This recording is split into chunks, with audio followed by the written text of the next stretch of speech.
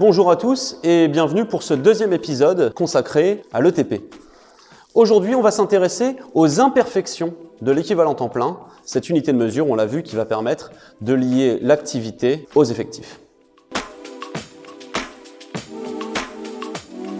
Nous en avons parlé lors du premier épisode. L'équivalent temps plein va permettre de mettre en face d'une certaine activité le bon nombre de personnes au sein de votre organisation.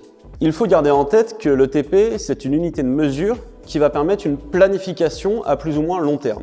Cette planification, elle est souvent reliée à un exercice budgétaire. Elle va donc prendre en compte toute personne payée et réellement dans l'entreprise, mais qui ne vont pas forcément être dans une situation de travail.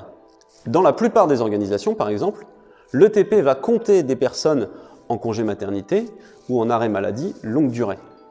Ces personnes sont donc présentes dans les effectifs, mais ne sont pas à même de délivrer une prestation de travail pour l'organisation. A l'inverse, attention, l'ETP ne va pas prendre en compte des personnes réellement dans l'entreprise. On pense notamment aux stagiaires, parfois aux apprentis et aux VIE.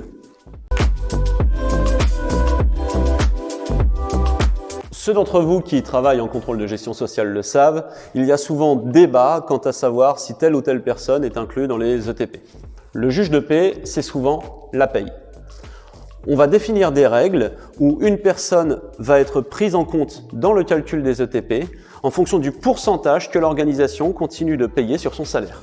Prenons l'exemple d'une personne qui vient d'avoir un enfant. Un congé maternité, dans de nombreuses organisations, est toujours considéré comme faisant partie des effectifs et donc compté comme un ETP.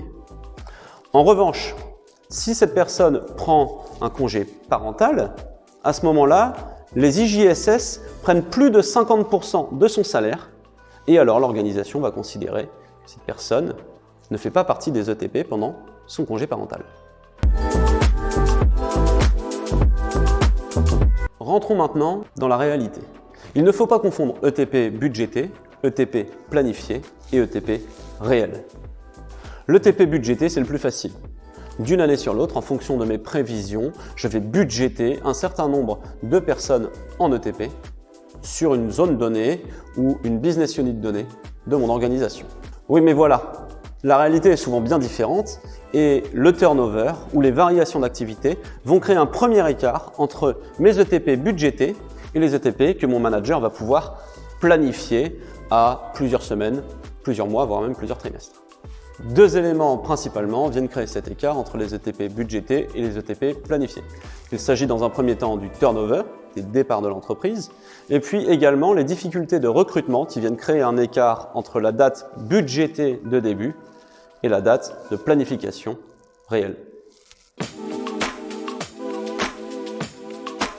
Le réel, parlons-en, puisqu'il y a également un écart entre les ETP planifiés à plusieurs semaines ou plusieurs mois et les ETP réels sur le lieu des opérations, le jour où on en a besoin. Et de la même manière, deux sujets principaux vont venir inquiéter les managers. Le premier, évidemment, c'est l'absence maladie inopinée, l'appel dans les dernières 48 heures avant le coup de feu. Le deuxième, dramatique, c'est les no-show. Les personnes recrutées qui ne viennent pas le premier jour où on a besoin d'elles. Dans certaines activités, comme par exemple dans la restauration, on peut monter jusqu'à 10% de no-show sur les CDD et les intérimaires. Entendons-nous bien, l'ETP est une excellente unité de mesure pour un exercice budgétaire ou un exercice de planification. C'est en revanche une unité de mesure qui n'est pas valide opérationnellement si elle n'est pas mise en face de l'activité réelle des opérations ou si l'absence n'est pas réellement compensée sur le terrain. Alors quelles sont les conséquences d'une différence trop marquée entre les ETP planifiés et les ETP réels? Perte de chiffre d'affaires, augmentation des coûts, c'est ce que nous verrons lors de notre prochain épisode sur les ETP.